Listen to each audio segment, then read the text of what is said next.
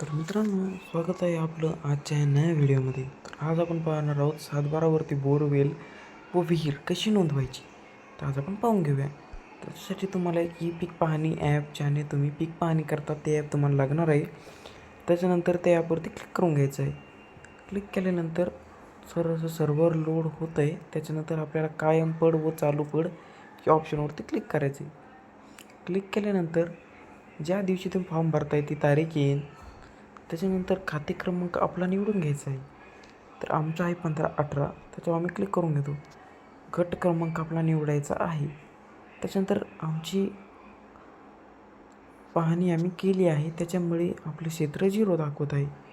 तर आपण त्याच्यानंतर तुमचं इथं क्षेत्र दाखवेल, त्याच्यानंतर तुम्ही इथं कायम पड व चालू पडचा प्रकार निवडायचा आहे. जर तुमची विहीरचं काम चालू असेल तर चालू पड करा, नाही तर कायम पड करून टाका. त्याच्यानंतर आपली पड निवडायची आहे. तर खाजगी वन राखीव वन तुम्ही याच्यात कोणतेही निवडू शकता. त्याच्यानंतर आपल्याला इथं मिटगार मध्य शेतीपड 2 विहीर 1 विहीर सगळं तुम्हाला येऊन जाईल. आपल्याला इथं बोरवेल नोंदवायचं आहे तर कूपनलिका पडवर आपण इथं क्लिक करून घेऊयात. त्यानंतर तुम्हाला इथं क्षेत्र टाकायचे. क्षेत्र टाकायचं आहे 0.0010 आपल्याला टाकायचं. आता आमचं झालेलं आहे म्हणून तिथं होत नाही.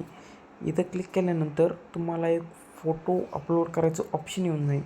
त्याचा फोटो अपलोड केल्यानंतर तुम्हाला हे पड माहिती पहा ह्या ऑप्शनवर तुमची सगळी माहिती येऊन जाईल. 48 तासाच्या आत तुम्ही याला दुरुस्त करू शकता.